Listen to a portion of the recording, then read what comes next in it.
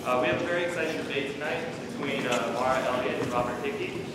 Ms. Elliott is currently Chief Deputy City Attorney under Jan Goldsmith. Mr. Hickey is currently Deputy District Attorney under Bonnie Dumanis. I'd like to extend our thanks to our co-sponsors, the American Constitution Society, San Diego chapter, and the Federal Society and American Constitution Society chapters of California Western as well. I'd also like to recognize a few people. Kaylee Wickman, who's the president of ACS, who's right over here.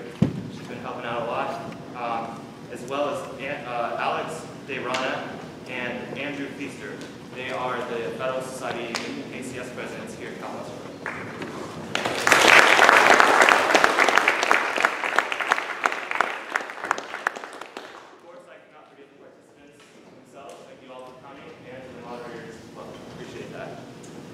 For those of you who are unfamiliar with our groups, the Federal Society consists primarily of conservative and libertarian legal professionals, advancing the principles of freedom, separation of powers, and that it is the province of the judiciary to say what the law is, not what it should be. ACS is a legal organization promoting a progressive vision of our Constitution and laws. The Federal Society and ACS are both nonpartisan 501c3s. So neither one of us endorses any candidate or political party. The views expressed here are those only of the speakers and not of us. Before I turn the floor over, again, thank you to the moderators. Tonight we have Sarah Libby from Voice of San Diego. And then we also have Phil Farrar from Kogo 600 and CW6. And with that, I'll turn the floor over to you. Thank you.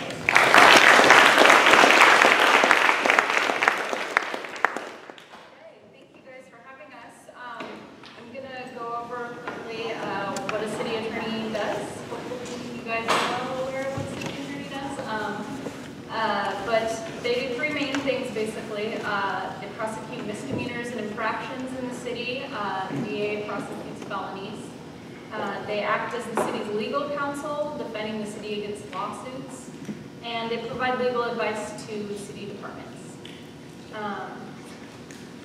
you guys want to open things? Should we jump right in? Sure. Let's hear them. Okay.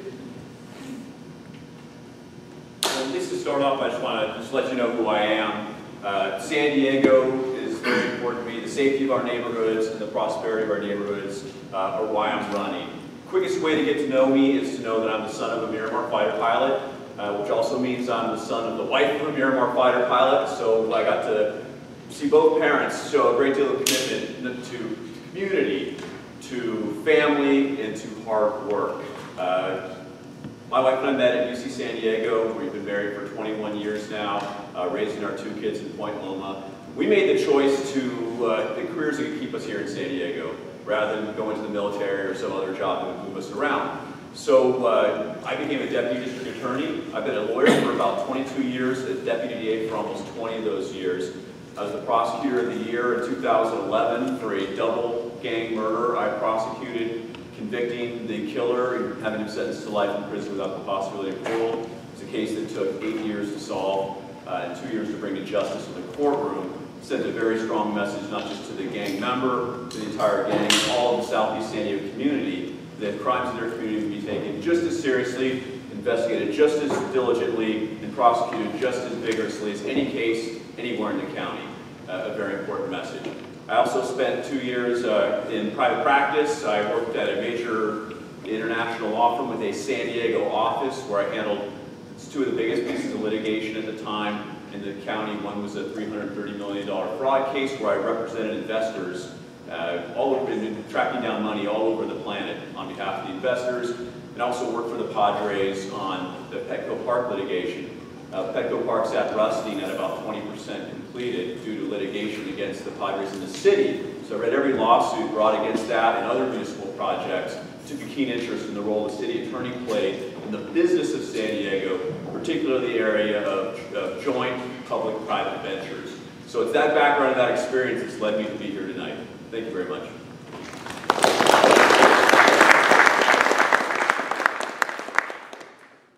Good to see so many of you here today. Cal Western, thanks for hosting this, and I love having the 2 student organizations or bar associations get together to host us. I'm Mara Elliott. I'm a candidate for San Diego City Attorney. As you just heard, I'm currently a Chief Deputy City Attorney at the San Diego City Attorney's Office, where I've been since 2009. I am the attorney who advises our Independent Audit Committee, and I also advise our Environment Committee. I have a long history of public service. I'm doing exactly what I always intended to do after graduating from law school. I got my start working for school districts up and down the state of California, both as an advisor and as a litigator. I joined the Metropolitan Transit Development Board here in San Diego as the first Deputy General Counsel and worked on public works projects that would include extending the trolley from downtown to San Diego State University and stepping into roles like risk management and right-of-way when we were lacking a department head. I joined the County Counsel's office and quickly rose through the ranks to become a Senior Deputy County Counsel. I both litigated and did transactional work there for public safety groups, the finance and general government group, and housing. I have experience that touches on almost every single thing we do in the office. Our roles are very broad at the City Attorney's Office. We're dealing with trip and falls, workers' compensation, litigation that could concern our pensions, the Climate Action Plan. You have to have a wide range of experience to handle this job, and that's exactly what I bring to the table. What you'll see in me is a city attorney who is accountable and gets it. I will hit the job running on the first day that I take office. My commitment is to be an accessible attorney who is going to be very responsive to our city, to all San Diegans, whether it's keeping you safe or protecting the air you breathe and the water you drink or the roads that you're riding on. I have the endorsements of former city attorneys John Witt and Casey Gwynn, as well as the deputies in my office. So thanks for having us here tonight, and I look forward to this. With that, we will begin the questioning, and feel free to fact check on your cell phone, by the way. If you're on your cell phone right now, please feel free to fact check. We'll start with the Chief Deputy, right back at you. What are your views on the Chargers downtown stadium plan? As we all know, that is Measure C that is coming up on the ballot. By the way, today was the first day that you can actually vote. What potential issues would you have to deal with as city attorney, and how would you handle those issues when we're talking about the TOT, TMD, and other things involving that particular area? Okay, that's quite a complex question. For Measure C, my biggest concern as a Chief Deputy City Attorney, and it would be as City Attorney, is ensuring that these types of projects are fully vetted in the public eye. This is a proposal that didn't get a lot of scrutiny from the public. It occurred behind closed doors. It's a one-sided negotiation. And that concerns me greatly, because there are issues that are very important to the City of San Diego that have not been vetted. That includes the parking spaces, which we're obligated to provide to Petco Park. There's 3,000. There is no identification of who will be paying for that. There are trolley upgrades. There are potential street improvements. There is the remediation of the MTS bus yard. None of those costs have been addressed. What is before the voters is what would become our city's law, with negotiation that would occur after. But these are huge issues. My preference as a city attorney is to always have everybody around the table sharing concerns and talking about options and how we're going to address issues, but having everybody around the table. As I expressed, my biggest concern is that this is one-sided. I suspect we'll be back again at the table with the Chargers negotiating this agreement, and I want to make sure that all voices are heard. The hotel industry has expressed some very profound concerns, as have others, and those issues need to be thoroughly vetted. I have a lot of experience, as I briefly described, dealing with big issues like this. This is not something where I'm going to be learning on the job. As I mentioned, I've negotiated on behalf of our transit agency. I was the one that purchased the trolley cars that people ride in. I've handled some of our biggest banking agreements in the city of San Diego. And I have a knack for rooting out fraud, waste, and abuse, and that's exactly what I'm going to be doing as city attorney. Prosecutor Hickey, as far as you're concerned, from Petco Park to potential Chargers Stadium downtown. Well, thank you.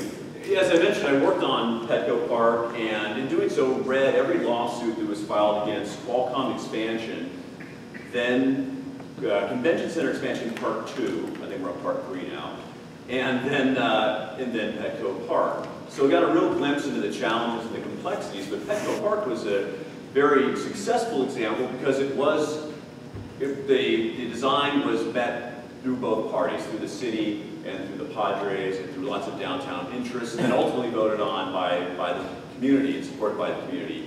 Then it was blocked by subsequent litigation that the Padres had to overcome.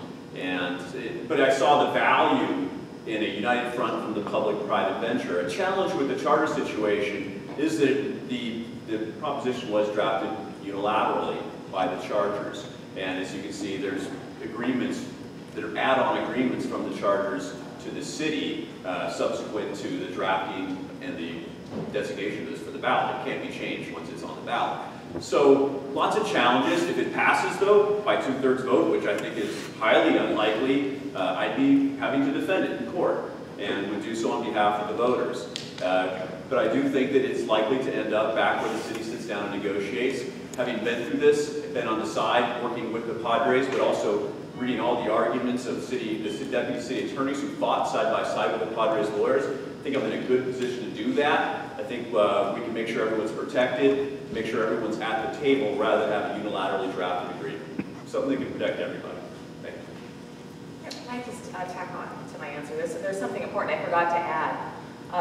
And I think everybody understands what transient occupancy tax is, and that has been proposed for increase in years past. TOT largely supports our general fund. The increased TOT would be diverted from vital public services that we need, whether that's filling potholes or providing public safety, keeping libraries open longer, or having parks accessible and maintained. Those are the things that TOT is used for. So I think that the public needs to really do a gut check and figure out where is it that you want to see your taxpayer dollars go. Subsidizing a stadium when we haven't even seen what the diagram of the stadium looks like, or continuing to pay for these vital public services that many of us who work in the city realize are severely lacking. We're always looking for a way to bolster our budget so that we can provide these services. So that was an important point that I failed to mention in my opening, but of a huge concern to me as a city attorney. I'm going to pivot for a moment to the city attorney's job defending the city against lawsuits. A couple years ago, the city faced several lawsuits from women who had been victims of sexual assault by a San Diego police officer. And in one of those cases, the city attorney's office argued that one of the victims had actually bribed the officer with her underwear. And that argument was abandoned once it was made public in the media. So my question is, and Bob, we'll start with you, where do you draw the line between defending the city at all costs and still acting in a professional way that the people who elect you can be proud of? You always have to, right? You have to hold yourself out in a way you can be proud of at all times. As a deputy DA, we are beholden to one thing, the truth. That's it. And it's a very easy role to play. Because if you bring a case and you find out you're wrong, you change your mind. Guess what? Now you're right. You fix it. You're beholden to the truth. Now the city attorney in advocating for the city will not always be beholden strictly to the truth, but to a client. And it's important to understand how to represent your client. But that said, if you think about it in a broad, long-term view, doing something like that, trying to shame a victim, does not serve your client. It hurts your client. It hurts your case. It hurts your image. So it's important to strike that balance, not to cross that line, frankly, even come close to that line.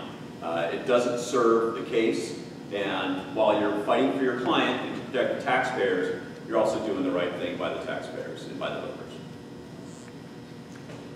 As a former litigator of employment matters, the way it would work is we are bound to protect our client, and that is, in that case, the police officer, and you put out the best defense you can put out. And if that was a true statement, it needed to be stated. If, however, it was false, of course, we shouldn't be advocating for somebody to propose something that is false. A case like this, it requires a lot of vetting within our office, and I think it's really important for us to get back to the days where we sat down with our client and determined whether or not a case was worth bringing, and whether or not somebody was acting within the scope of their employment. And I think that's where the issue would arise in the case that you described. is, was this officer acting within the scope and course of their employment where we should be defending them? If they were, then we have an absolute responsibility to defend the officer. So do you agree with the initial argument that was made, or do you agree with having pulled it? Having pulled it, I think I would have to review that case myself. I'm always concerned if it appears, as you described, that it's a response to the media. Because I think that ethically we owe our response to the client, which is the taxpayers. As represented through our mayor and our city council. So I do not know the logic that went behind that. Let's talk about marijuana.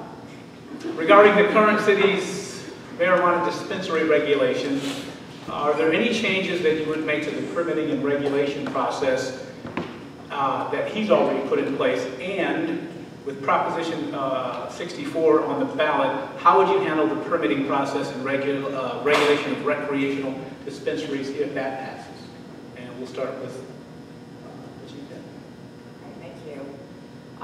There are a lot of the decisions that have been made as it regards a 20-year law about medical marijuana is policy-driven. We have 14 approved dispensaries within the city limits. The city attorney, as an officer, a charter officer, doesn't have the ability to expand that. Although I think there may be merit in talking with our client about expanding the number of permits that are available. Because the concern I've heard from the marijuana industry is that by not having enough permits available, a black market has been created. And that's created a lot of injustices within the industry because you have a group of dispensary owners and operators who are doing things right. They have invested thousands of dollars to get their permits. They are paying whatever they need to in order to do things right. They're following all the rules. And I've heard that they can pay up to 30% on top of, actually they are charging 30% more to those who buy from them. So your average person would be very tempted to go and buy on the black market. So it creates an inequitable situation that I think we need to work on. As for permitting, I've heard repeatedly how slow that is. This does not rest entirely with the city attorney's office, obviously. The administration rests with the mayor's office. The policy portion rests with the council, but the city attorney's office certainly should be proactive in guiding and saying, this is how we can streamline the process and move things along faster. Prop 64 appears to be on its way to passing. And our office is already getting prepared for that, which is extremely important because we're estimating there could be an increase in DUIs, for instance. And we have one of the best attorneys who prosecutes marijuana-based DUIs in the state of California. So we're already on our way, but what we have to figure out is handling taxation, because as you know, there is a proposed charter amendment, or a charter addition to address taxation that needs to be handled. There are land use issues. There are permitting issues. There are many things that we're going to need to work very closely with our client to tackle effectively. It is a monstrous issue. I am the attorney who does the stormwater work at the City of San Diego, and even our stormwater division should be concerned because we're going to have fields cultivating, and we want to make sure that whatever's running off into our waterways is clean so that we're not held accountable for that.